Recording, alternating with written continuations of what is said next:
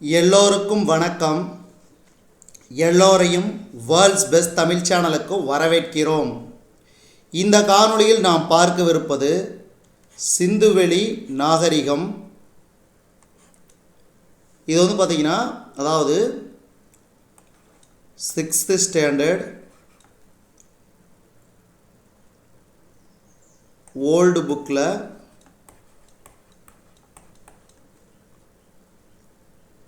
இரண்டாவது பாடமாக அமைந்துள்ளது. அதாவது social science social science old புக்கில் இரண்டாவது பாடம். ரொம்ப ரொம்ப முக்கியம்.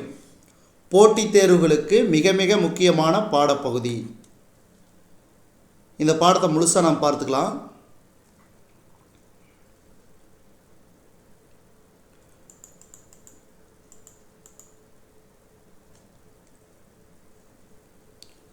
ஆதி மனிதன் கல்லை பயன்படுத்திய காலம் கற்காலம். அப்போ கற்காலம்னு என்ன? ஆதி மனிதன் கல்லை பயன்படுத்திய காலம் கற்காலம் எனப்படும். அடுத்தது, அதாவது ஒவ்வொரு லைனும் ஒவ்வொரு கேள்வி ஞாபகம் வச்சுக்கிறது ரொம்ப ரொம்ப முக்கியம். மனிதனுக்கு முதலில் தெரிந்த உலோகம் செம்பு, அதாவது தாமிரம். மனிதனுக்கு முதலில் நான் நம்பர் 1 போட்டுறேன், கடைசியாக ஒரு ரிவிஷன் பார்த்துருவோம். இது நம்பர் 1. மனிதனுக்கு முதலில் தெரிந்த உலோகம் செம்பு, அதாவது தாமிரம். அதனால் அவன் செம்பு கல் இரண்டையும் பயன்படுத்தினான். செம்பு கல்லையும் பயன்படுத்தினால் அது செம்பு கற்காலம் எனப்படுகிறது. இந்தியாவில் மிக தொன்மை வாய்ந்த நகர நாகரிகமாக சிந்துவெளி நாகரிகம், அதாவது ஹரப்பா நாகரிகம் செழித்திருந்தது. அப்போ இது நம்பர் 2 ஞாபகம் வச்சுக்கோங்க. இந்தியாவில் மிக தொன்மை வாய்ந்த நகர நாகரிகமாக சிந்துவெளி நாகரிகம் செழித்திருந்தது. சிந்துவெளி நாகரிகமே இந்திய நாகரிகத்தின் தொடக்கமாக விளங்குகிறது. சிந்துவெளி நாகரிகமே இந்திய நாகரிகத்தின் தொடக்கமாக விளங்குகிறது.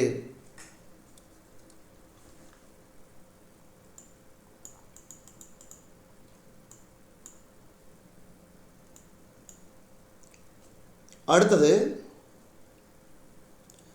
ஹரப்பா.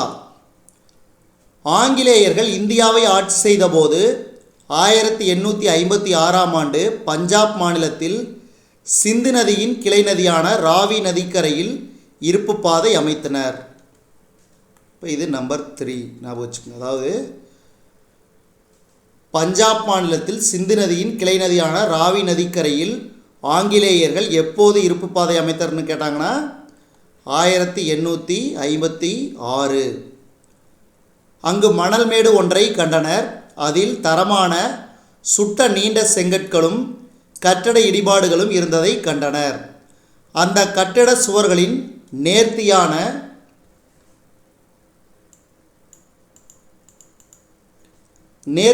செங்கற்களை எடுத்து சென்று ரயில் பாதை கட்டமைப்புகளை செய்து கொண்டனர். பல கட்டடங்களின் சுவர்கள் அவ்வாறு பிரித்து பயன்படுத்தப்பட்டன. பின்னர் 1921இல் அகழ்வு ஆராய்ச்சியாளர்கள் அதே பகுதியை அகழ்வு ஆராய்ச்சி செய்து தொன்மை இந்தியாவின் முதுபெரும் நகரம் ஹரப்பா என்பதை கண்டறிந்தனர். எப்போது? இது நம்பர் 4. 1921இல் அகழ்வு ஆராய்ச்சியாளர்கள் ஆராய்ச்சி செய்தபோது தொன்மை இந்தியாவின் முதுபெரும் நகரம் ஹரப்பா என்று கண்டறிந்தனர். ஹரப்பா என்ற சிந்தி மொழி சொல்லுக்கு புதையுண்ட நகரம் என்பது பொருள். இது நம்பர் 5. ஹரப்பா என்ற சிந்தி மொழி சொல்லுக்கு புதையுண்ட நகரம் என்பது பொருள். ஞாபகம் வச்சுக்கோங்க. ஹரப்பானா புதையுண்ட நகரம். அதனை அடுத்து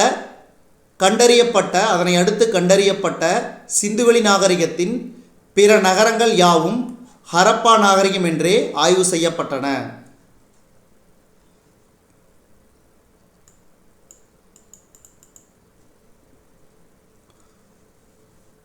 சுமார் 4700 ஆண்டுகளுக்கு முற்பட்ட இந்நாகரிகம் இந்தியாவில் மலர்ந்து இருந்ததாக கண்டறியப்பட்டது. இதை போன்ற நகரங்களின் இடிபாடுகள் மொஹஞ்சதாரோ, சான்குதாரோ, கலிபங்கன், லோத்தல் போன்ற வேறு பல இடங்களிலும் கண்டெடுக்கப்பட்டன. சுமார் 4700 ஆண்டுகளுக்கு முற்பட்ட இந்நாகரிகம் ஹரப்பா நாகரிகம் இந்தியாவில் மலர்ந்து இருந்ததாக கண்டறியப்பட்டது. இதை போன்ற நகரங்களின் இடிபாடுகள் மொஹஞ்சதாரோ, சான்குதாரோ, கலிபங்கன், லோத்தல் போன்ற வேறு பல இடங்களிலும் கண்டெடுக்கப்பட்டன. அப்போ ஹரப்பா நாகரிகம் போன்று வேறு எந்தெந்த இடங்களில் கண்டறியப்பட்டன? மொஹஞ்சதாரோ, சான்குதாரோ, கலிபங்கன், லோத்தல் போன்ற வேறு பல இடங்களிலும் கண்டெடுக்கப்பட்டன.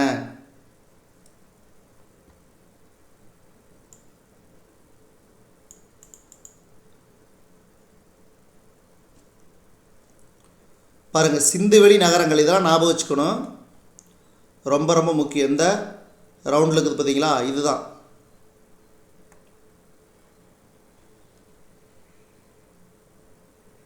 அதாவது இங்கே இது பூரா இங்கேருந்து வந்து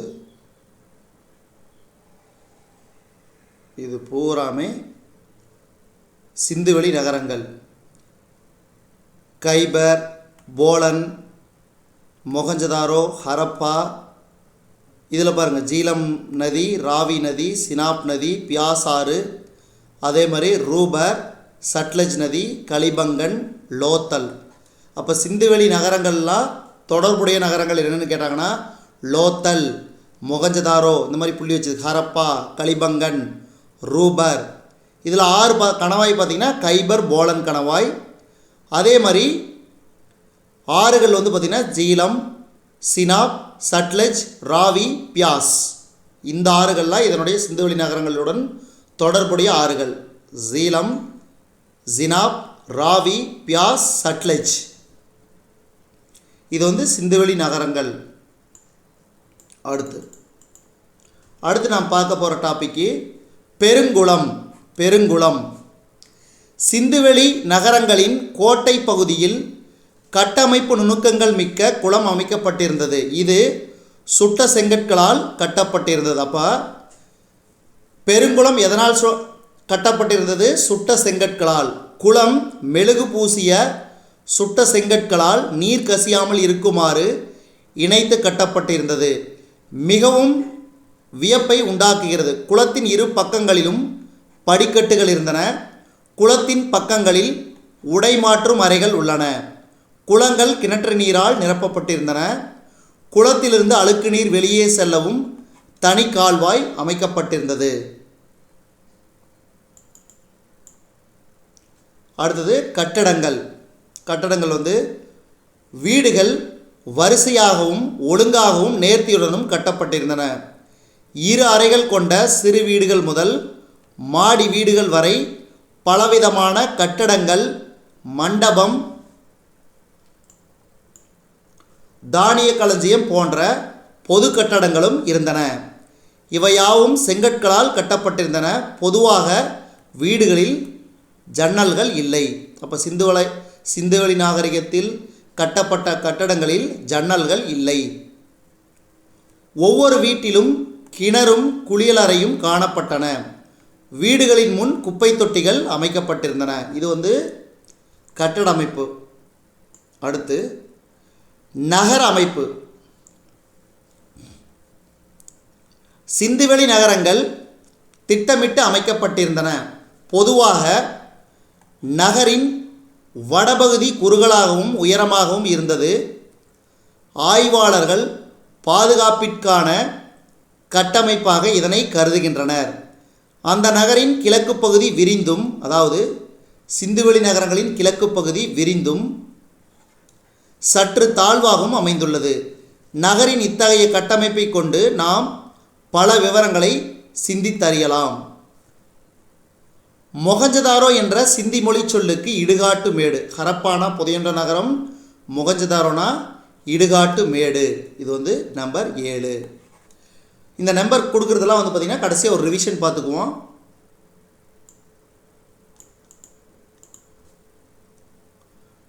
வல்லுநர்களால் திட்டமிடப்பட்ட பின்னரே நகரங்கள் கட்டமைக்கப்பட்டன. நகரங்களை ஆட்சி செய்த உரிய நிர்வாக அமைப்பு இருந்திருக்கக்கூடும். அகன்ற சாலைகளின் இரு மருங்கிலும் வீடுகள் சீராக கட்டப்பட்டு இருந்தன. தளம் அமைத்த வீடுகளும் அடுக்குமாடி வீடுகளும் கட்டப்பட்டிருந்தன.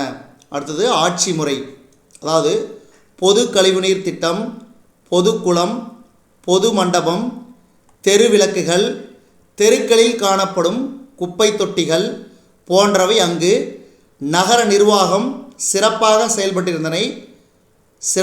செயல்பட்டிருந்ததை சுட்டி காட்டுகின்றன. அடுத்தது பாதாள சாக்கடை.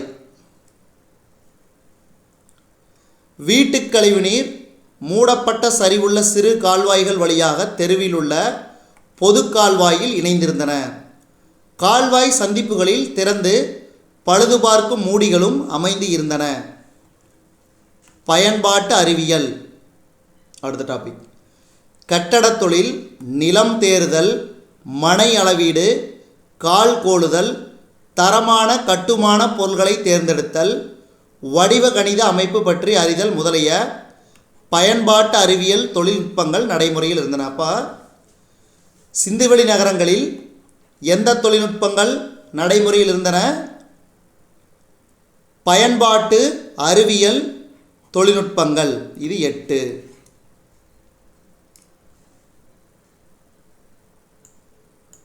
பாருங்க, கழிவுநீர் பாதை. இதான் கழிவுநீர் பாதை. கழிவுநீர் சொல்கிறதுக்கு மொஹஞ்சதாரோ.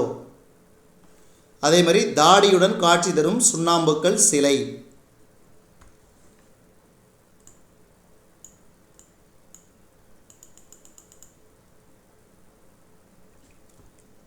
தமிழ்நாட்டில் காணப்படும் கோவில் குளங்களும் சிந்துவெளி நாகரிகத்தில் காணப்பட்ட பெருங்குளத்திற்கும்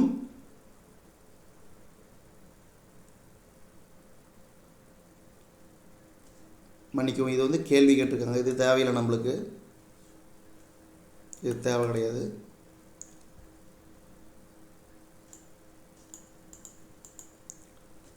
அடுத்தது சிந்துவெளி மக்களின் வாழ்க்கை முறை. சிந்துவெளி மக்களின் வாழ்க்கை முறை.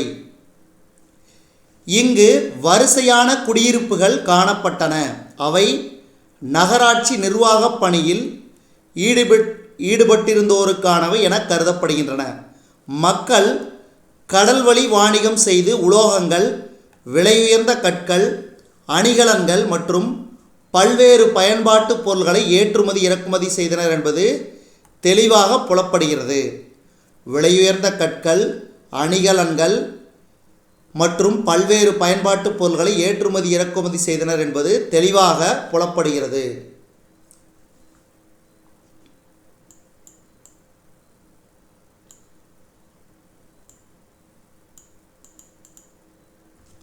பாருங்கள், எருதுகளால் இழுக்கப்படும் ஓட்டுபவருடன் கூடிய வண்டி, நாட்டிய மங்கை.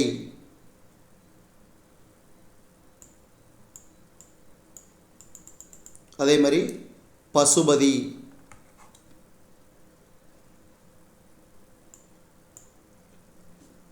ஹரப்பாவில் கண்டெடுக்கப்பட்ட உடைந்த மண்பாண்டங்கள். அதாவது மண்பாண்டம் சக்கரத்தை பயன்படுத்தி சட்டி, பானைகள் செய்யப்பட்டன. இவை பளபளப்பாகவும் வண்ணங்கள் பூசப்பட்டும் இருந்தன.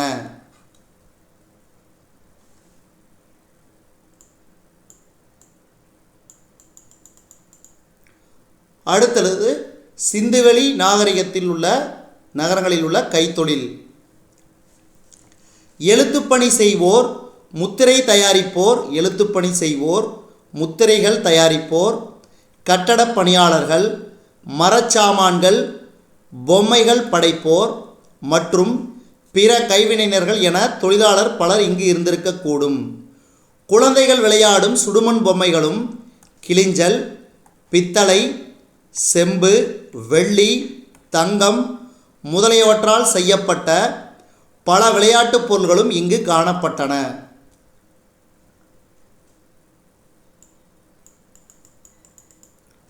அதே மாதிரி ஆயுதங்கள், வீட்டு சாமான்கள், கருவிகள் முதலியவற்றை செய்ய செம்பையும் வெண்கலத்தையும் பயன்படுத்தினர். இது 9. அப்போது ஆயுதங்கள், வீட்டு சாமான்கள், கருவிகள் முதலியவற்றை செய்ய செம்பையும் வெண்கலத்தையும் பயன்படுத்தினர். அதே மாதிரி தங்கமும் வெள்ளியும் அணிகலன்கள் செய்ய பயன்பட்டன. இது 10. எடை கற்கள் ஒரு வகை திண்மையான கற்களால் தயாரிக்கப்பட்டிருந்தன. எடை கற்கள் ஒரு வகை திண்மையான கற்களால் தயாரிக்கப்பட்டிருந்தன. அடுத்தது சுடுமண் முத்திரைகள்.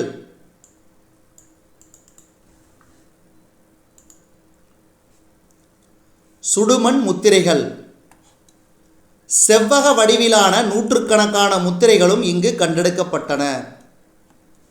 சித்திர வடிவிலான எழுத்துக்கள் அதில் எழுதப்பட்டுள்ளன. அவ்வெழுத்துக்களை இதுவரை இனங்காண இயலவில்லை. களிமண் முத்திரைகளில் பாருங்கள், களிமண் முத்திரைகளில் காளைகள், வண்டி, புறா, படகுகள், யோக முத்திரையில் அமர்ந்திருந்த ஒருவரின் வடிவம், சுடுமண் உருவ பொம்மைகள் முதலியன காணப்படுகின்றன. களிமண்ணாலான முத்திரைகளில் காளைகள், வண்டி, புறா, படகுகள், யோக முத்திரையில் அமர்ந்துள்ள ஒருவரின் வடிவம், சுடுமண் உருவ பொம்மைகள் முதலியன காணப்படுகின்றன.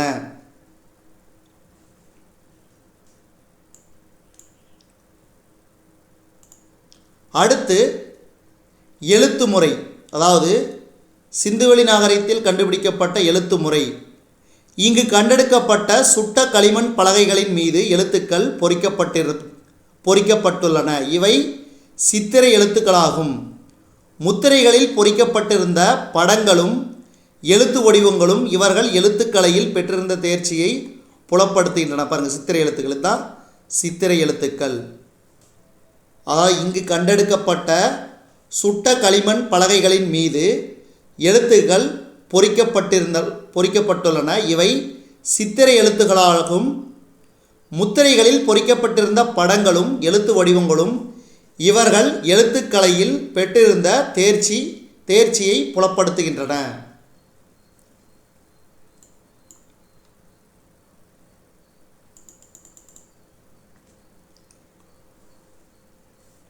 ஒவ்வொரு சித்திரமும் ஒரு குறிப்பிட்ட கருத்தை புலப்படுத்துகின்றன. ஏடுகளில் வரிகள் வலப்பக்கத்திலிருந்து இடப்பக்கமாகவும் இடப்பக்கத்திலிருந்து வலப்பக்கமாகவும் எழுதப்பட்டுள்ளன. இவ்வெழுத்துகள் தொல்தமிழ் எழுத்துடன் உறவுடையன என்று கூறப்படுகிறது. இதில் மாறுபடுவோரும் உளர். இதான் ஹரப்பாவில் கிடைத்த அணிகலன்கள். அணிகலன்கள் பார்த்திங்கன்னா தங்கமும் வெள்ளியும் அணிகலன்கள் செய்ய பயன்பட்டன. அதேமாதிரி ஆயுதங்கள், வீட்டு சாமான்கள், கருவிகள் முதலியவற்றை செம்பையும் வெண்கலத்தையும் பயன்படுத்தினர்.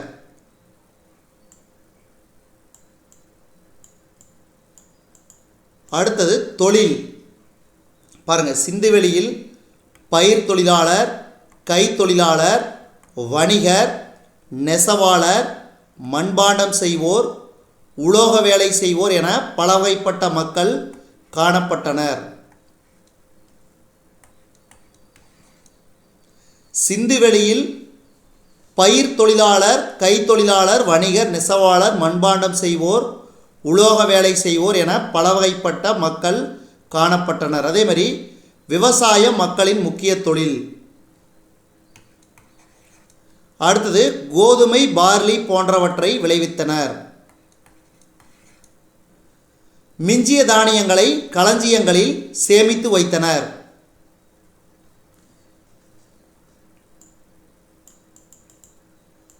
அடுத்தது உடைகள். பாருங்கள், சிந்துவெளி நாகரிகத்தின் உடைகள். பருத்தி, கம்பளி ஆடைகளை அணிந்தனர். வேட்டி போன்றவற்றை கீழாடையாகவும் சால்வையை மேலாடையாகவும் அணிந்தனர். அடுத்தது அணிகலன்கள். தங்கம், வெள்ளி, தந்தம், விலையுயர்ந்த கற்கள் போன்றவற்றை அணிகலன்கள் செய்ய பயன்படுத்தினர். ஏழை மக்கள் கிளிஞ்சல், தாமிரம் போன்றவற்றால் செய்யப்பட்ட அணிகலன்களை அணிந்திருந்தனர். அப்போ சிந்துவெளி நாகரிகத்தில் வாழ்ந்த ஏழை மக்கள் கிளிஞ்சல், தாமிரம் போன்றவற்றால் செய்யப்பட்ட அணிகலன்களை அணிந்தனர். ஆண், பெண் இருபாலரும் பற்பல அணிகலன்களை அணிந்தனர்.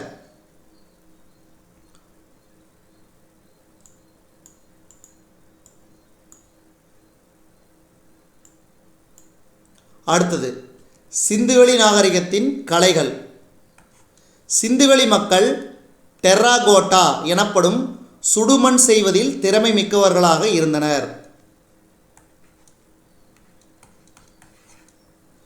பறவைகள், விலங்குகள், ஆண் பெண் உருவங்கள், எருதுகளால் இழுக்கப்படும் ஓட்டுபவருடன் கூடிய வண்டி, மண்பாண்டங்கள், குவளைகள் போன்ற பொம்மைகள் கண்டெடுக்கப்பட்டுள்ளன.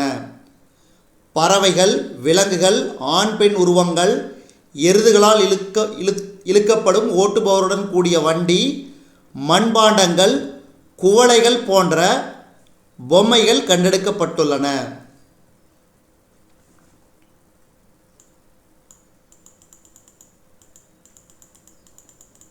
சிற்பம், அதாவது மொஹஞ்சதாரோவில் கண்டெடுக்கப்பட்டுள்ள வெண்கலத்தால் ஆன நாட்டிய மங்கையின் உருவச்சிலை. மொஹஞ்சதாரோவில் கண்டெடுக்கப்பட்டுள்ள வெண்கலத்தால் ஆன நாட்டிய மங்கையின் உருவச்சிலை. தாடியுடன் காட்சி தரும் ஒருவரின் சுண்ணாம்புக்கல் சிலை முதலியன அக்கால மக்களின் சிற்ப வேலைத்திறனுக்கு சிறந்த சான்றாகும். அடுத்தது சமயம். சிந்துவெளி நாகரிகத்துடைய சமயம் பாருங்க. மொஹஞ்சதாரோவில் கண்டெடுக்கப்பட்ட பொருள்கள் அங்கு வாழ்ந்த மக்களின் சமய கோட்பாடுகளையும் சமய பற்றினையும் அறிவிக்கின்றன. பசுபதி என்ற சிவனையும், பெண் கடவுளையும், லிங்கம், சூளம், மரம் முதலியவற்றையும் வணங்கினர்.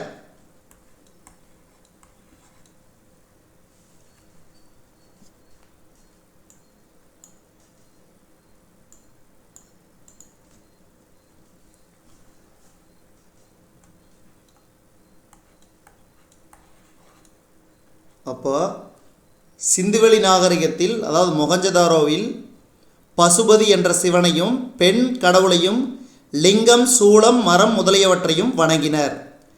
இறந்தவர்களை புதைக்கும்போது அச்சடங்குகளுடன் உணவு அணிகலன்களையும் சேர்த்து தாளிகளிட்டு புதைத்தனர்.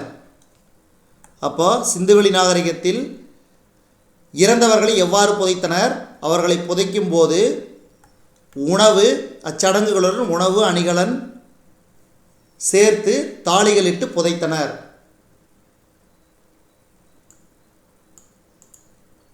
நகரங்கள் அழிவிற்கான காரணங்கள். முதல் காரணம், மரத்தாலான பொருள்கள் காணப்பெறாமையால் அவை பெருந்தீயில் அழிந்திருக்கலாம். உள்நாட்டு போரில் தோன்றிய கலகத்தின் விளைவாகவும் அவை அழிந்திருக்கலாம். இயற்கை காரணங்களாலும் அடிக்கடி மாறும் தன்மையுள்ள சிந்து ஆற்றின் வெள்ளப்பெருக்கினாலும் அவை புதையுண்டிருக்கலாம். ஆரியர்கள் இந்நகரங்களை அழித்து முன்னேறியிருக்கலாம். மொஹஞ்சதாரோவில் கண்டெடுக்கப்பட்டுள்ள மனித எலும்பு குவியல் அந்நகரம் அயலவரின் படையெடுப்புக்கும் உள்ளாகியிருக்கலாம் என சான்று பகிர்கிறது. இப்போ ரிவிஷன் பார்க்குறோம். சிந்துவெளி இந்த பாடத்தில் ரிவிஷன் பார்த்துடுறோம்.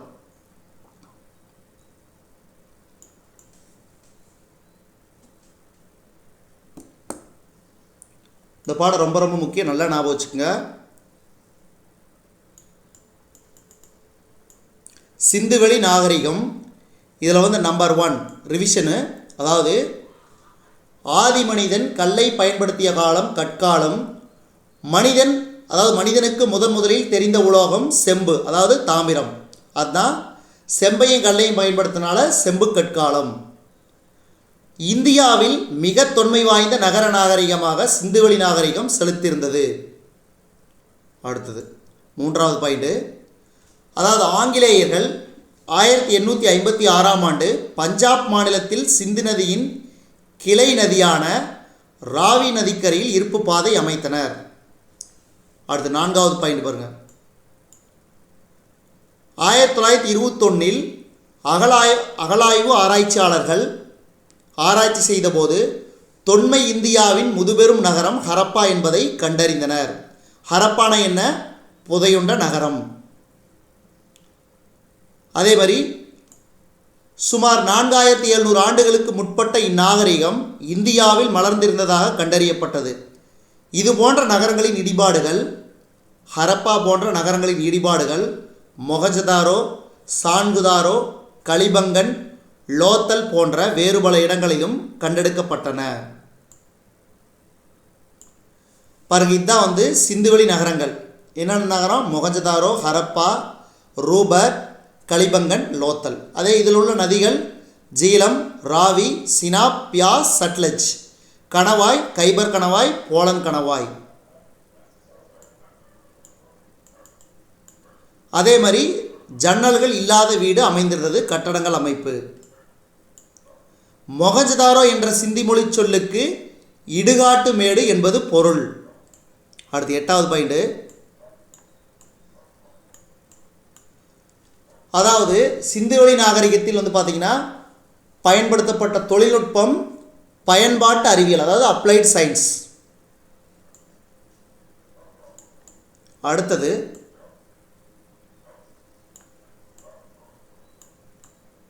பாருங்க, சிந்துவெளி நாகரிகத்தில் ஆயுதங்கள், வீட்டு சாமான்கள், கருவிகள் முதலியவற்றை செய்ய செம்பையும் வெண்கலத்தையும் பயன்படுத்தினர். தங்கமும் வெள்ளியும் அணிகலன்கள் செய்ய பயன்பட்டன. அதே மாதிரி சுடுமண் முத்திரைகள் செவ்வக வடிவத்தில் கண்டெடுக்கப்பட்டன.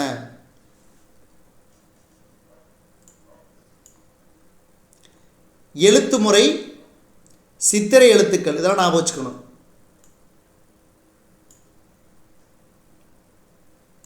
அடுத்து 11வது பாயிண்ட். சிந்துவெளியில் பார்த்தீங்கன்னா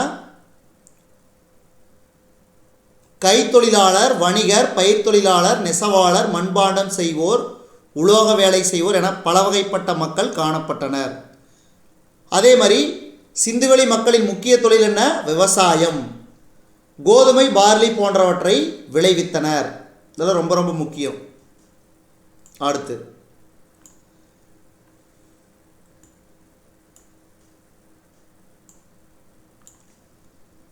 சிந்துவெளி மக்கள் பருத்தி, கம்பளி ஆடைகளை அணிந்தனர். அதே மாதிரி தங்கம், வெள்ளி, தந்தம், விலையுயர்ந்த கற்கள் போன்றவற்றை அணிகலன் செய்ய பயன்படுத்தினர். அங்கு வாழ்ந்த ஏழை மக்கள் கிளிஞ்சல், தாமிரம் போன்றவற்றால் செய்யப்பட்ட அணிகலன்களை அணிந்தனர். பாருங்க, இது ரொம்ப ரொம்ப முக்கியம். சிந்துவெளி மக்கள் டெர்ராகோட்டா எனப்படும் சுடுமண் பாண்டம் செய்வதில் திறமை மிக்கவர்களாக இருந்தனர்.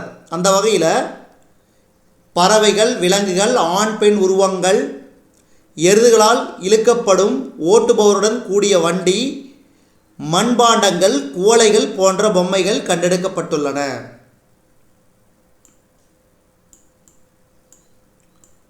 அதே மாதிரி மொஹஞ்சதாரோவில் கண்டெடுக்கப்பட்டுள்ள வெண்கலத்தாலான நாட்டிய மங்கையின் உருவச்சிலை. அடுத்தது பாருங்க, பசுபதி என்ற சிவனையும் பெண் கடவுளையும் லிங்கம், சூளம், மரம் முதலியவற்றையும் வணங்கினர். அதே மாதிரி இறந்தவர்களை புதைக்கும் போது அச்சடங்குகளுடன் உணவு, அணிகலன்களையும் சேர்த்து தாளிகளிட்டு புதைத்தனர். தான் இந்த பாடத்தோட முக்கிய குறிப்புகள். கிட்டத்தட்ட ஒரு 19லேருந்து 20 குறிப்பு தான். ரொம்ப ரொம்ப முக்கியம். இந்த பாடத்தை முழுசாக பாருங்கள்.